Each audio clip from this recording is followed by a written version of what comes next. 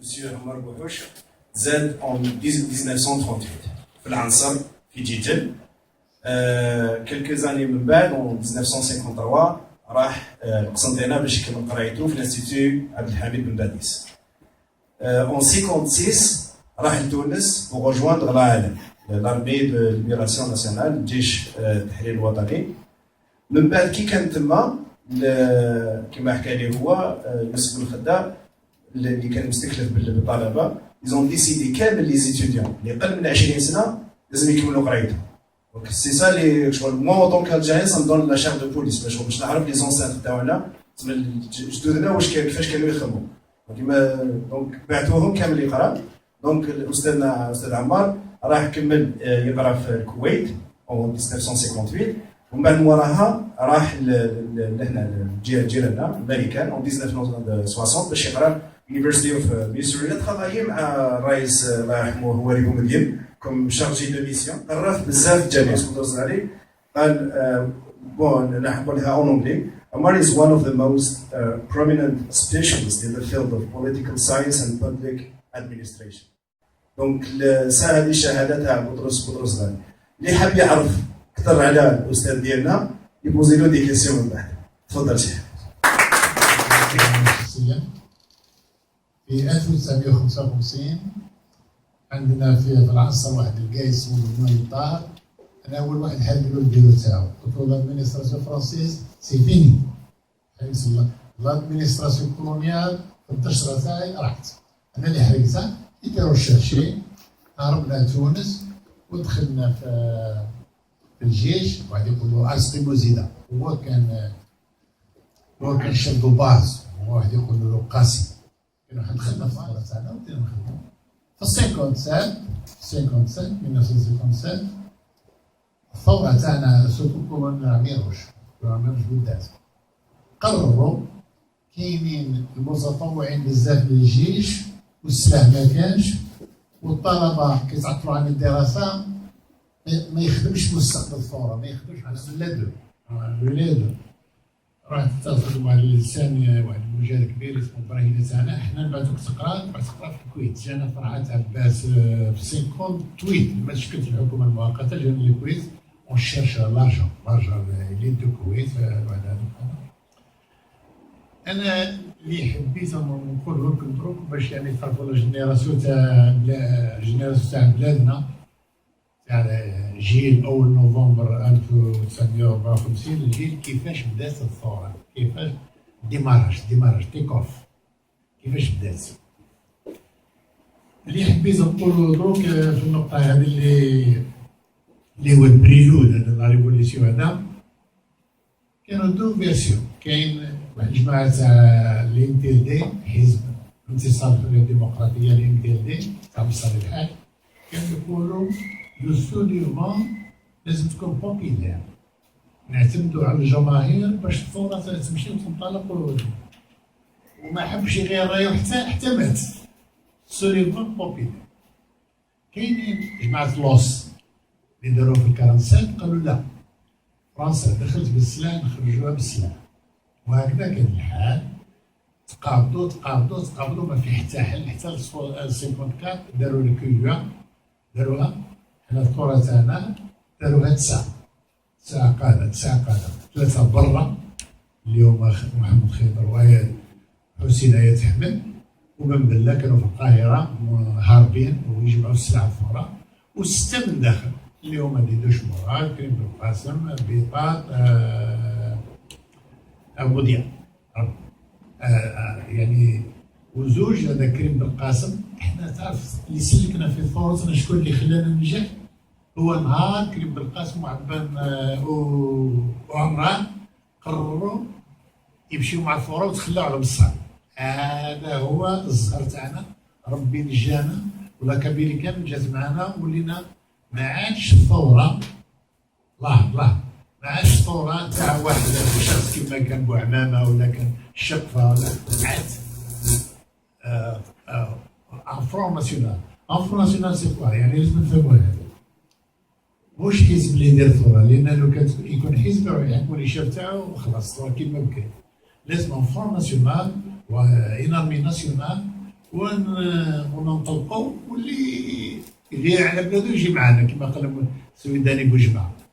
لو تبدا بالسلاح، والشعب راح يذهب علاه، لان الشعب كله كان مضمون، الشعب كان كله محظور، الشعب كان كله تحت الهيمنه والاستغلال الفرنسي، ما فيش واحد كان عايش في اليز. هادو اللي انتصروا الاخوان، هادو اللي انتصروا.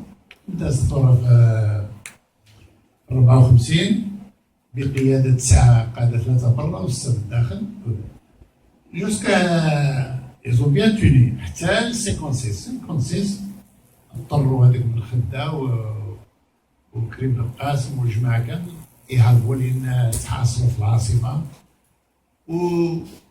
وشوف ربي كيف يعني كاين زيرو ديال استشهاد بعد 20 اوت 56 والاخر ديدوش مورا استشهاد. بقاو كريم من القدام، كريم وبيطار. بيطار زاد حكموا في 56 في الثوره، في 56. نقول لكم واحد الحاجه ما تصدقوهاش، مي والله فري. حنا في 56 كنا ندربوا في تونس في الزاويه البكريه، عندنا يونيكول اسمها الزاويه البكريه دربنا فيه. كي يحكموا القاده تاعنا الخمسه هذوك، هما مصطفى الشرف خطيب مسكين، هو كان معاه بركه، هما 4 ولكن نقولوا 5 لان مصطفى الشرف كان. كي يحكموا حنا كنا نعملوا في الاجتماع تاع الخلايا تاع جبهه التحرير، والله فرحنا بزاف كي يحكموا القاده تاعنا، ما تصدقش. علاه حنا فرحنا لان جا طلع كي دخل كريم القاسم خرج من الجزائر، القاده الاولين راحوا، وكريم وعبان رمضان ولا مين دباغين ولاو شدوا الثوره. علاه فرحنا. كان عندنا انطباع مانيش عارف، انا واحد من الناس اللي كان عندي الانطباع في 56 الثوره مازال ما ولاش شويه، ربما اللي ماركا ولا تونس يضغطوا علينا ويعطيونا لوطونومي ولا ياخذوا يكون استقلال ناقص، كنا خايفين. 56 كان هذاك واحد يقول غوفرنور دو لاجيري اسمه روبير لاكوست، ربع ساعه الاخير، وكان نعطيكم لوطونومي. يقول لي مسيو بوش، يقول لي احنا كنا في الجبل من الممشى، قال شوف كي نعودوا هكاك نضفوا سلاحنا ونحكوا السلاح ونديروه، كلهم الله عازرين كنا كاين لا الاستقلال لانديبوندونس توتال، ما كانش الهضره هذا لوطونومي ما كانش منها. قال لي كي يجيب البي 26 هذيك وتعطرني في القنابل والناس طريح تاع طراف وهذاك العاد، نقول والله لوطونومي يكفي. يعني جبناها كمثال ان هذاك البي 26. اللي حبيت نقولوا يا اخوان اننا نحن الشباب في هذاك الوقت وجيشنا وشعبنا ما كانش يحارب في فرنسا، كان يحارب في منظمه دوليه تحارب الشيوعيه اسمها لوطون ولا نيتو. عنده سلاح، عنده طيارات، عنده واش نقول لكم، يهدي الدنيا هكا. كان هذا النيتو يزول فرنسا بالسلاح ويقصوا بالطيارات تاع النيتو، بالنظام تاع النيتو، بين عام. اللي حبيت نقولو ان الشعب تاعنا كان مظلوم وما كان فيه لا رجوع، لابد كيما قلت لكم دروك واحد كيما انا، واحد من روشيرشين عنده وين يحارب حتى يموت ولا يحارب حتى يربح الاستقلال ويعيش عيشه كريمه. حنا كانت مشكلتنا في الجزائر في ثورتنا كانت مشكله كبيره. شكون معنا؟ مع لي بنيوي، مع القياد، مع البشرات، مع لي زاجون دو لا فرنسا. مشكلتنا معنا. حنا كنا في تونس، انا شفت مليح كي كنا في تونس كانوا جماعه شخصيات كبيره، كانوا يزون دي بو يحبوا النصاري، يخدموا النصاري، يحبوا النصاري. كنا نحكموا نكتفوهم نديروا واحد يقول محمد السعيد والناصر، والناصر ومحمد السعيد يطبق بيني مليح، هذا يقول يقلقكم نذبحك، رجعوا ولا تموت. يقول له سيدي نرجع. هذوك لي ميساديست هذوك كامل رجعناهم للطريق حنا رجل يسعى فعلا رجعنا نكملوا الطريق ولاو دخلوا في الثوره. وهذاك عيسى بن سعود اللي كان يسكن مصروف الجزائر واحد منهم كان يحب الصاد، لكن رجعنا في الطريق ولا ما شاء الله يسكن مصروف يهوى هذاك الكاتب هذيك كلمه اسمه يهوى زيد بزاف الشخصيات. رجعنا من الطريق ولينا وحدنا تاع الصح اللي كنت عليه. هذه النقطه الاولى. النقطه الثانيه اللي حبيت نقول عليها على الثوره تاعنا، السؤال كان مطروح الثوره كيف ننظم انفسنا. كان في الاول تجنيد 55 56 54 55 كان تجنيد الشباب dans le cadre de l'UGIMA. الطلبه كلهم خرجوا من المدارس والتحقوا بالثوره. هنا انا كنت في خليج عبد الحميد بن باديس في سنتين، والله نشفى عليها مليح. وغادي يقولوا بوسعة عبد الرحمن اللي يعرفوا جاي يعرفوا بوسعة عبد الرحمن، علي بوداود، كانوا بزاف محمد صالح يحيى واللي مازال حي كان واحد. وغادي يقولوا حتى كنا في الخليه تاع الجبهه انا حوزوني لان انا كنت صغير في عمري 17 حوزوني، لكن هما كانوا يشتغلوا مع واحد يقولوا ابراهيم الزهودي. وكل الشاب كله دخل في الثوره وجاب الثوره، لكن ما كانش السلاح كامل هذا اورجانيز كما نظرنا وين. بدا في السلاح الجماعه اللي كانوا في القاهره بالبله ويتحملوا خير جابوا السلاح ودخلوا على ليبيا وما شاء الله جات الثوره واللي بالبابور جا في اليخت هذاك اللي جا فيها محمد صباغ وحمدان ومحمد الهادي حمدان وحكموهم داروا جا السلاح شويه. وبن بورعيده نحكموه في 55 كي جا بن قردان حكموه تما وتغيرت الدنيا بزاف. لكن السؤال كيف ننظموا انفسنا؟ فالثوره كانت شامله وعدونا الكبير هما العملاء تاع فرنسا اللي بنيو واحد اسمهم اللي بنيو هذا، لان المصيبه هما اللي كانوا يبيعوا، هما اللي كانوا يخربوا، هما اللي كانوا يفسدوا، هما اللي داروا فينا حاله. حينما انتصرنا على مصالح انتصرنا عليه، عاد غير فرنسا برك اللي عنده شويه لافيوز انتصرنا عليه، ولا هذوك العملاء في الداخل كذلك انتصرنا عليه وتوحد الثوره. نقول لكم هذا السر ممكن ما يعرفوش الناس. حنا عندنا كنا في الريجيم هذا، حنا الجزائريين راسنا يابس. كانت منظمه عربيه، منظمه الطلبه العرب في الولايات المتحده وكندا، عندهم 41 فرع. دائما يعرضوا لي روحنا من لي كونفيرونس، دائما نشاركين يقولوا لي دخلوا معنا. قلنا لا، احنا عندنا ليزانستيكس، دائما يا جماعه نحفظوا كلمه دائما في حياتنا، دائما شيء اسمه النظام، السيستم. نقولوا لا فعلا لا اله الا سيستم، لا تسمع حتى واحد السيستم.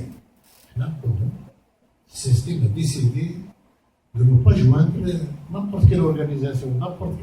لا لازم، ان كنا نعاني حنا الكومونيست كانوا من لاكوش وهذاك والناس تاع العلماء كانوا من الضربات وكذا هذاك، حتى جمعناهم ودينا في جبهه واحده. فكنا انا في ليزيتازيني كنت دائما وكرهوني على هذه النقطه هذه. نقول لهم حنا الجزائريين عندنا قرارنا المستقل، نخدموا بلادنا مازالت ما تحررتش.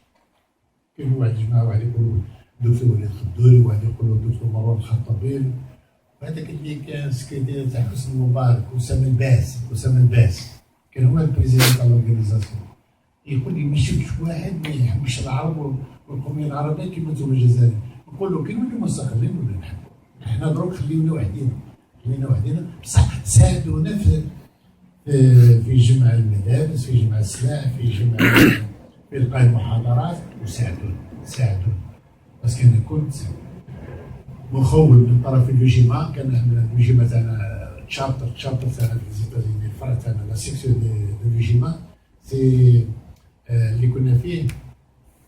عملنا المؤتمر تاعنا اول مره نرفع الطربو تاعنا في كونكتيكت، في ولايه كونكتيكت في 61. طلعنا الطربو تاعنا تما في الولايه افيك ليد دي l'organisation des Nations Unies Américains, USNS, United States National Student Association. هما اللي كانوا عاطينا لي منح، هما اللي كانوا يمكنونا، هما اللي كانوا يشربونا، هما اللي كانوا يساعدونا. رفعنا الطرابو تاعنا ودينا مشروع تاعي اللي كنت نخدم معاه، وغادي يقولوا لي مسعود اي تشالنج.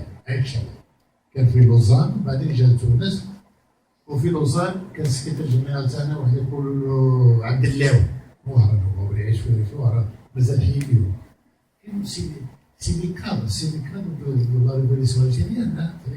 حنا هنا في لي زيتازيني وفي كندا كان عندنا لو كرون شاف لو ميتر ابراهيم مابور، كان واحد يقولوا قاسي عبد الرحمن، كان في جامعه ساوث كاليفورنيا لوس انجلوس، وكان محمد ابر كان في جامعه بنسلفانيا، كان رشيد بن عمر في جامعه نورث كارولينا تشابل هيل، كنت انا في جامعه اليوناي، كان معنا واحد مجاهد كبير يعني محمد يوسف معنا في جامعه اليوناي، وكنا متقاسمين الادوار. كما محمد يوسف هذا يعرف جمعيه الطلبه المسلمين في كندا والولايات المتحده، وهو مدين شويه بزاف، كان مسؤول يعمل محاضرات يعمل كونفيرونس ويجيبوا شخصيات. نشفع على واحد كان يقولوا حميد خان ولا كذا اسمه من باكستان، كرون مسيو ميزيمون، كان هو يجيبوا لنا يعطيو محاضرات نعرفوا بالثوره الجزائريه. وكنا على اتصال وثيق واحد يقول الدكتور فوزي بوديان مدير مركز الجامعه العربيه في شيكاغو، دكتور فوزي بوديان. وكان واحد يقول له احمد الشقيري اللي هو فلسطينيان، كان ممثل المملكه العربيه السعوديه في ناسيونز يوني. وكان فيها ماروكان اللي كانوا يساعدونا بزاف، ماروكان يقولوا له بن منصور مهدي بن منصور، كان ريبريزونتون تاع المغرب في ناسيونز يوني. انا لما كنت نروح عند سي عبد القادر الشبراوي رحمه الله، كان شاد عندي الجيريان اوفيس كله احنا في نيويورك قرب ناسيونز يوني، نروح نجيبوا لي دوكيمون، الكتب، الوثائق، المنشورات، المجال، لا ريزيستونس، المقاومه، ونديو نوزعوهم في جمعيه الطلبه العرب باش يساعدونا نجمعوا الفلوس ونجمعوا الملابس ونعملوا دي كونفيرونس. راني كانت المنظمه اللي كنا نخدم معاها بينيفول اللي كانت في فلسطين اسمها كويكرز مازال موجوده اليوم، كانت هي اللي تجمع هذاك الفلوس. كنت انا كي كنت نجمع الفلوس كل شهر ندير الحصه اللي يجيها $90 فيها $100 $200 نجمعها ونبعثها في واحد البنك في نيويورك، نحطها في البنك في نيويورك اسمه مورغان تروست كومباني، وهما يحولوها الى لا سويس، ولا سويس يحولوها للهلال الاحمر الجزائري. انا ما نخبيش عليكم، انا اعتز ان شبابنا في الولايات المتحده استطاع ان يعطي سمعه للجزائر كبيره، ويقدم مساعده كبيره، ويعملوا محاضرات ومؤتمرات خاصه في الجامعات الامريكيه. ما نعرفش الكلام، في الجامعات الامريكيه عندنا واحد سنويا نعملوا واحد المؤتمر يسميه مينياتشر اوف ذا يونايتد نيشنز. شفت الامم المتحده الان نجمعوا الجامعه ثلاث طلبه يشريوا الدرابو تاع كل بلاد ويديروا جروب ويعودوا يقدموا دي بوليسي اوف ذات ستيت، يعني وشنو هي السياسه تاع ذاك الدوله، وما هي مطالبها، وما هي مشاكلها، وما هي. وفي هذيك الوقت طلع حاجه يقول بيس كور في امريكا، بيبعثوا الناس لهذ البلدان هذو، فكانوا يجيو يشاركوا ونناقشوا الثوره الجزائريه والتعريف بها وجمع الاموال لها. والله العظيم نشفى عليها مليح عدنا ما نقدرش نقراو، لان مشغولين بالمشاركه في المحاضرات وبجمع الملابس ونعملوا التواصل الاجتماعي اللي تشوفوا ذاك موجود بيناتنا، موجود نتصلوا واللوجيما دائما تحت مظله لوجيما. نزيد نقولوا نعاود بلي لوجيما في الحقيقه سي دي سولدا دو لايلان، حنا نتصرفوا بالتعليمات اللي بعث لنا النظام. كان محمد يزيد يبعث لنا المنشورات والكتب والسيركيلات سورتو تاع الحكومه تاعنا وحنا نوزعوهم. هنا اللي كان عندنا ناشطين وكانوا ما شاء الله واحد يقولوا علي صالحي كان معي في الغاي، طلبه لا فريق كامل جابهم معاهم. عندنا واحد يقولوا عبروس، عندهم والله ما نعرف وين هو، نظنوا مازال هنا عبروس او مازال في الولايات المتحده، كان يعرف الطلبه تاع امريكا اللاتينيه، كانوا يجيبوا الطلبه من نروحوا نلعبوا معهم الفوتبول وبعدين نجتمعوا ونهضروا مع الثوره الجزائريه. كان عندنا ايضا واحد يقول له اسمه الشهيد زرغوني كان يقرا في كوليج تروي في نيويورك. زرغوني الشهيد هو مات مسكين، انستغرام مسيو في الابوريشنال ريسيرش، كان زرغوني الشهيد. كان معنا بوشيخ محمد، كان معنا بنشيكو عبد الحميد، كان معنا محمد بن يوسف، كان معنا اللي شكون واحد يقولوا اتيك او ديريكتور جينيرال تاع سوناكوم قرصوي. كان معنا واحد كروشي من مزابه عيسى. كان عندنا كنا جماعه ناشطه خدمت البلاد بيك وبالفو، يعني ما نقدرش نقول لك ماشي اللي نقدر نسوقو. وخدمنا بلادنا وكانوا ربما احنا المشكل بلاد اللي لازم نهضروا دروك على المشاكل. احنا عندنا مشكل شويه مع لي فرانكوفون تاع فرنسا، مش الفرنك تاع بلجيك ولا تاع سويسرا. لي فرانكوفون تاع فرنسا مشكلتنا معاهم، واش هي مشكلتنا معاهم؟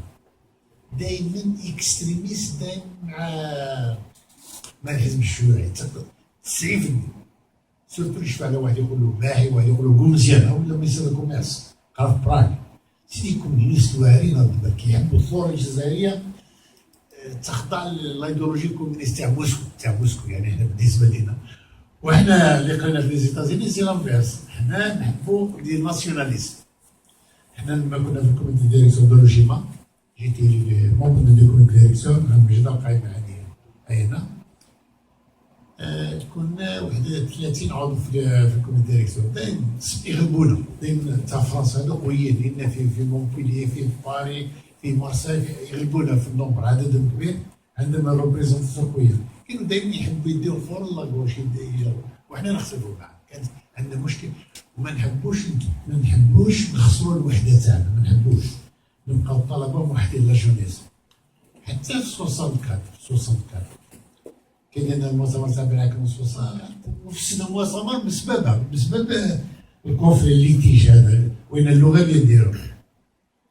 جيت انا قلت لنا كان واحد يقولوا له طلع وزير التربيه والتعليم اسمه علي محمد، راه في سوريا، هو الرابورتور جينيرال ولا النائب تاعو. ونجي نحكي الميكروفون، نحيزو علي محمد الميكروفون، قلت له جو سي انا الرابورتور الجوا، قلت خليني نهضر. وهما متقابلين، ما كانش مؤتمر، يا نهضروا الاخر يقولوا نهضروا بالعربيه، الاخر يقولوا نهضروا بالفرنسيه. حيث الرابور هضرت بالانجليزيه. Il y a un troisième langue. لازم تفهم جو سي انجلوفون، جو كي بارل ني العربي ني الفرنسي، لان نعمل ما كنتش جامع بالعربي، قاري بالانجليزيه. وبهذيك ولينا تسامحنا ويهضر بالانجليزيه ولا بالعربيه والفرنسيه، ومشينا وديرنا في المؤتمر هذاك تاع 64 nous avons converti ولا transformé l'UGMA into يونيا. حنا اللي درنا باسكو نحكي لكم القصه تاع يوجيما هذه. شكون واحد اللي يسميوه في الجزائر ومعروف ومازال حي اليوم، اسمه مسيو ام. كان كيشرح يعرفوا مسيو ام، هو رضا مالك. لان كان يقرا في فرنسا في اليوجيما، ماسل اليوجيما، قال طلع زرين بور ديستانغي ان الجيري على فرنسي ما نديروش لازم ام، لازم ميزيما. لكن شنو نقول لك، اللي معوج رايو حنا في اليوجيما، لان مسيطر الجروب تاع فرنسا، الجروب تاع فرانكوفون مسيطر على اليوجيما، غالبيننا حنا 16 وهما 18 ولا قدام، غالبيننا. المهم غالبيننا 17، نفوتوا على اي حاجه يغلبونا. كان واحد العفريت اسمه موفق، هواري موفق، كان هو البريزيدون. كان عنده واحد الشيطان كبير قال في موسكو، صالح عبد الرحمن، وواحد يقول له زنين، كلهم كومينيست. ولينا هذيك في الكوميتي ديريكتور جينيرال قيلوا في القبار، كل شيء نديروه هما يجبدوا لاكوش وحنا نجبدوا لاكروات. حنا الجماعه تاعنا واحد يقولوا بوشعيب عبد العزيز كانوا معنا، واحد يقولوا صادوق، وكنت انا، وكنا واحد 13 وطنيين. وشكون اللي كسرنا حنا وطنيين؟ واحد يقولوا مولود بلاوان، كان ديريكتور جينيرال تاع كروسار وجرجيريا معاه، وبومعزه حربي هذوك كانوا معاه يروحوا يجتمعوا في الليل ويجيو بالقرارات ونفوطيو ويغلبونا خلاص. حتى وقع الكوديتا في 65 وقع الكوديتا في 65 هما كانوا تعرف لاكوش شكون هو لاكوش بن لاكوش لاكوش مشاو معاه قال لك حنا نمشيو لاكوش وكان هذا حربي وكان جماعه تاع لاكوش بومعزه كان علي حساس كانوا مشاو لاكوش. ملي بعثنا مجلس السطوره اللي داروا بومدين في 65 ديزنا بجوان بعثنا واحد يقول له بوعرفه مصطفى بوعرفه مش عارف اسمه كنا حنا السياج تاعنا تاع الريجيمون في بوفار ميروش حنا كوميساريا سنترال بعدا شويه 18 ولا قدامنا هذاك السياج تاعنا تاع الريجيمون هذاك هو. قال بوعرفه وجا يشتري بالقاسم قال له طول هذاك بوعرفه وشحال قبيح هذاك بوعرفه قال لهم تنزلوا الصوره تاع بن دلا يكزيست بلو بريزيدون دو قالوا له ما نزلش. اييه تسعيت متصله كاع مع بوعرفه ومع شريف القاسم وهذاك وفينالمون هذاك اليونيا راح اليوم اليوم ما زالش. طردنا واحد ممكن تعرفوه خصنا كانوا طردناه فهذا النمرس يجي شارجي دافي دريس الجزائري تسمعوا به دريس الجزائري جا لهنا يعمل ستاج في بوسطن جا يعمل ستاج. قلت له دريس تدفع $5 تاعك كم باقي؟ قال لي ما ندفعش انا موش بيرمانون موش ديجيز جو نشرش با ديبلوم جو فيان ستاج. هو يقول له عمار بوصبع مزيانه مصوريه جو يعملوا ستاج. قلت له ندفعوا ولا نطردوكم؟ سي عبد القادر موجود والله ما يرحم واحد. وهو واحد يقول له معاه اذا سمع يقولوا رؤوف بوجقجي سي لو سكرتير جينيرال تاع لا ميسيون تاعنا تاع لا فلان في ما معاش لا نقنعوا نبعثوا هذاك الوحده يطردوا. هذاك دريس الجزائري كيلقاها حامله والله ولا دفع لا تطاليدي دفع وجابها ساعه خلينا والله العظيم يا اخي قسما بالله الجماعه اللي راهو معايا حنا عيني كيبدو كات اللي دربونا كنا حنا فكر اللي قرونا دربنا على الجيش سيدي ميليتير درنا الجيش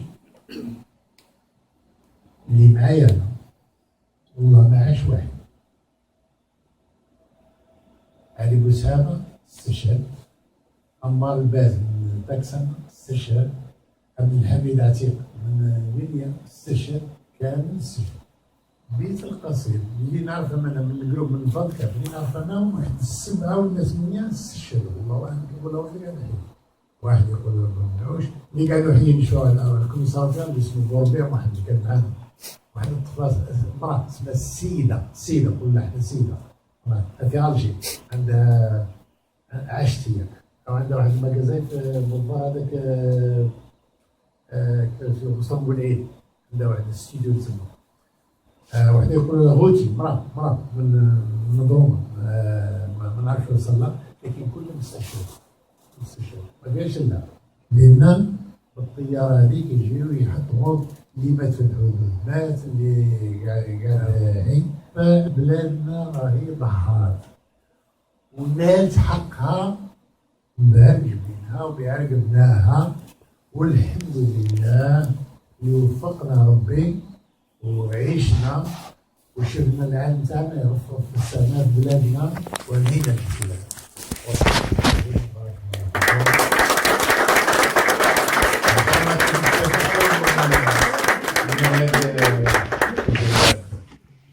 اللي عنده أي سؤال على موضوع مشاركة الطلبة موبيليزاسيون des étudiants algériens pour la réussite de la révolution يتفضل. بارك الله فيك يعطيك الصحة دكتور عمار. On va passer aux questions. J'ai eu l'occasion de discuter avec Hafid Boussouf Rahman. Oui, d'accord, chef. Oui, tout à fait. Et je me rappelle, je lui posais une question sur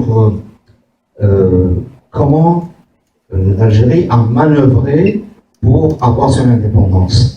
Et il m'a expliqué à l'époque, ça je me rappelle, c'était en 78, c'était dans une occasion, il m'a dit que l'Algérie, il y a eu plusieurs facettes de la révolution. Il y avait l'intérieur et il y avait l'extérieur. Juste. Et puis après, il m'a dit, d'un côté, on a eu de la chance d'avoir le pétrole en 1956, parce que l'intérieur, en 1957, est devenu faible par rapport à l'armée française. Il y a une réalité. Et puis après, comme les États-Unis s'intéressent au pétrole, donc à ce moment-là, cette organisation donc, qui était gérée par Mohamed Koussouf, par l'intermédiaire d'un homme d'affaires qui s'appelle Zougal, Rachid Kaza, qu'ils ont manœuvré avec les États-Unis d'Amérique pour que le dossier de l'Algérie, puisque vous étiez aux États-Unis à l'époque, pour le dossier de l'Algérie soit déposé à l'ONU.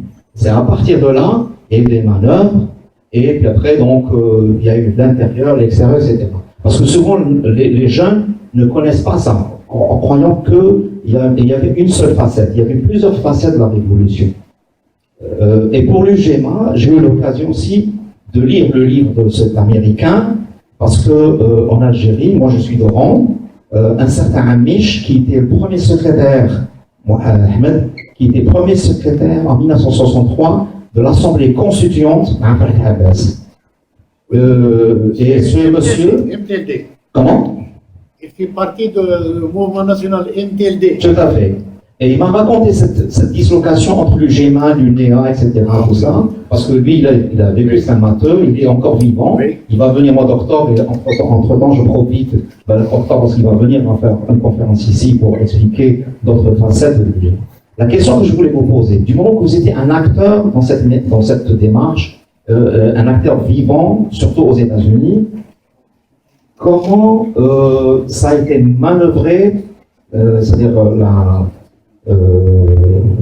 la cause algérienne aux États-Unis d'Amérique.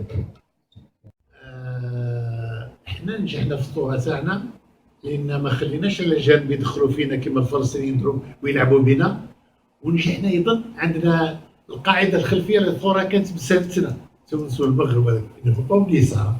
انا عندي باسبور تونيزيان عطاتو لافالات بي كنت تسلكي لي دروك في ناسيون زوني انت تكلمت على مسعود زكار، سي ان امي كيما خويا، كان معايا في البريزيدانس والله قاعد في البيرو تاعي يجيب لي قهوه معاه ونقعد معاه ونسال مسعود، حنا نقولوا رشيد كازا. مسعود زكار سي ان هوم دو لا سيكوريتي دو Boussouf. C'est le chef. C'est lui qui a créé comment on dirait, transformé un bateau et devenu la voie de l'Algérie du Maroc. C'est lui.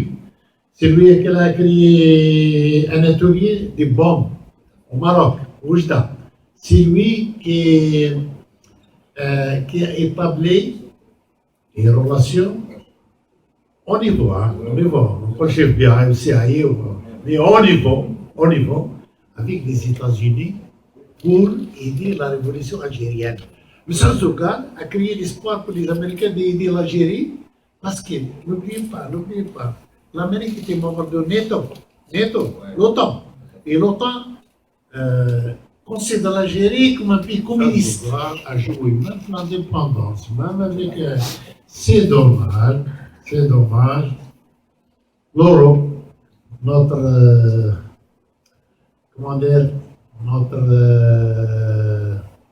voisin de l'autre côté de la Méditerranée, ils l'ont cassé, il est mort en 1983, mais il était un homme, c'est l'innovateur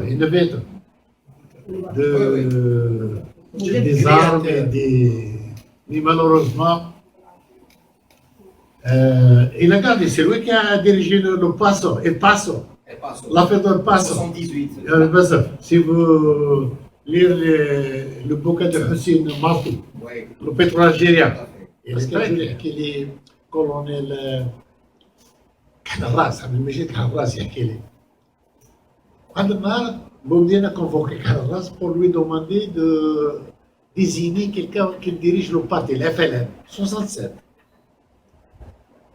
Il m'a dit, j'étais normal, je lui ai donné le rendez-vous dans 3 jours. Il est revenu, il est revenu pour voir Bomdi. Alors j'ai proposé, il a proposé qui? Abdelhamid Mari. Boumediene كان قاعد وقف قال له ما لقيت ما تقترح لي الا واحد تاع جيفيره ما يحبش جيفيره ما يحبش ما يثقش فيهم وما يديرش فيهم مي مسعود زوكار moi parce qu'il vient toujours à la présidence pour voir الرئيس c'est un monsieur حلف لي قال لي عمري ما ديت ان سنت من الشعب الجزائري ولا بالتريزور الجزائري قال لي بومدي نعرض عليه في 63 نكون ministre de l'Intérieur بلاصه المغرب il a refusé ou il a travaillé avec l'étranger c'est lui qui a donné des garanties après 67 بالمناسبة je vous donne des informations que personne ne connaît comment dirais-je 71 j'étais avec le président personne ne connaît ça. Il a décidé de nationaliser le pétrole. Un jour, j'étais à la maison, à 7h du matin. Je reçois un coup de téléphone, tu viens tout de suite. À 7h du matin, il ne m'a jamais arrivé. À 7h du matin. Je suis allé à la présidence, j'ai trouvé le docteur Amir. Allez, voilà. Nous avons l'intention de nationaliser le président te demande et Aït Hussein, Nourdine Aït Hussein, qui est vice-président de Sonatrach. Il y a en Amérique, les trois. طلعنا ال11e étage de Sonatrach, Germoul. Nous avons travaillé pendant une semaine pour définir les tâches des ingénieurs qui vont remplacer les Français, c'est le pas. Nous avons fait, comment dire, job description. Pour les nouveaux ingénieurs, c'est moi, Nourdine Hussein, en Amérique. pendant une semaine. لكن نسمى نشربوا نسمى نروحوا نرجعوا خدمنا عملنا ديفينيسيون دي تران فينالمون لي فرونسي لي زاجير فرنسي ريستي لابا يعني باش تشوف الرئيس بومدين كان عنده فيزيون استراتيجي احنا في وقتنا والله كنا نتعذبوا كنا مكرفسين ميزرين ما عندك حتى مستقبل. انا كي نقرا في مدرسة محمد الخطاب في الميلية قريت فيها كنت مع واحد الشيخ اسمه صاحباتي كنا نقراو القرآن باش نوليو أئمة باش ما كاينش مستقبل مغلقة في وجوهنا. لو ديكري كريميو دو 1873 لي مالط لي اسبانيول لي زالمان كلهم ما عطاهم الجنسية الفرنسية إلا لانديجين الجزائرية مسكين طريق مبروقة أمامك. أنا كنت سيدي دروك علاش كنت في الرئاسه وليت تقرر؟ لان كنت محروم من التعليم في بلادي في الوقت هذاك نحب دروك نعوض هذاك الحرمان للطلبه الجدد نكونهم مشاركين. انا نقولها بكل صراحه كي خلصوا زيتازيني في 70 كان عندي لو شوا نبقى تما في زيتازيني ونقرر. عطاني وسط في تكساس عطاني منصب عطاني واحد في بوسطن فهمتني. لي ريفيزي قلت لها زوجتي نرجعوا زوجتي جزائريه قلت لها نرجعوا ونبقاو انا راني لايلين ولا فلان وجعلوا مني بروفيسور لازم نرد الخير للشعب تاعي بلادي ونقريها ونعيش فيها. جانا تشاوسيسكو في 73 الرئاسه جابتني واحد الكتاب كادو هاي في 1000 صفحه ليستوار دو لا روماني عجبني. شوف الناسيوناليزم تاع لي رومان رحت الدكتور امين قلت له علاش ما عندكش كتاب كيما هذا على ليستوار دو الجيري؟ قال لي ديبروي اكسبت. من هذاك النهار بديت نكتب هذا لي دوطوم هذا نعرف ببلادي. حنا لازم نلعبوا باش ننظروا للجوانب الايجابيه ونعرفوا ما نبقاوش فقط نبقاو عندنا مشكلة شكون اللي ربح من الصورة شكون اللي خسر شكون اللي طلع شكون اللي هبط شكون اللي شنو ولا ديدو شمورات ولا زيغوديوس. سي اون جينيراسيون يا اخي الفاضل اللي ضحى بحياته. نصرف ولا كنهبس عليه يا جماعة كنهبس عليه برفه هذيك لا لين ترونسبور تاعو هذيك ضحى بها ومشى بها سلعة الثورة. هذيك الجينيراسيون الساد ما عادش يتخلف. انا في رايي ما عادش يتخلف. وعم نحكي بالصوت لازم نعرفوا حاجه هو اللي يجيني في الاورغانيزاسيون. انا غير انا كي شريت قبل ما نجيب اسبوع شريت الكتاب تاعو اللي يقولوا له مقامي المقامي، محمد المقامي، بس كان يخدم معاه، بالصوت. هذاك الانسان خلق لا سيكوريتي ريفوليسيونير. تعلم من الفيتنامية، تعلم من الكاشف تاع الفلوس، تعلم من هذا. وهو في الحقيقه كيما شفت انه الرول بارطاجي تاع كريم بن قاسم حاكم لا ديفونس وهو حاكم السكيورتي، وبالطبع كان حاكم الانتيريور. لي طروا هذو لي طروا بي متقسمين الادوار. ils ريكروتي هذو لي ديزيرتور دو لارمي فرونسيز بور فورمي لي صولدات العائلين اللي ولاد فلاحين هذاك بعد وعاد يقول له يدير، كان داير في الكابينت تاعو. وبالصوت دار علاقات وسيم مع الامريك دي نور، هو اللي دار هذه تاع البترول. حنا اللي معلومات كانوا مع يونيف يونيون ناسيونال دي زيتا فرونسي، كانوا جبناهم بزاف كسبوا كانوا طلعوا، كانوا يساعدونا وكانوا يدعمونا وكانوا يمشيو معنا. والكور يعجب فيهم. احنا ما نساوش يا جماعه الخير تاع الكور، كاين الكور تاع لاكوش خدموا معنا بزاف. ماهوش هذاك جونسون هذاك لافاليز ايه كاين بزاف اللي كانوا يهربوا الفلوس، اللي كانوا يساعدون، كانوا يخبيونا. كان شوف لي زالجيريان سون دي جينيا. هذاك اللي شكال، اللي قتل شكال هذاك كان بجنب دوغور، ضرب هذاك الطريطر هذا يقتلو وخلاص. وهذاك واحد قالوا له على ما ضربش دوغور، قال له هذا والو سيدي جيني. يعني كانوا يعرفوا كيف يسلكوا الرازي. حنا فرنسا تعرف اللي ساعدنا مليح وساعد الريجيم مليح. نهضروا الريجيم اللي قلت في هذاك الوقت هي لا سويس. لافونتاج تاع لا سويس كان يقرب من الفرنساويه، وكان واحد البوليتكنيك استاذ بوليتكنيك في لا سويس في لوزان كانوا كامل الجزائريين يخرجوا مع الجزائر الشكر.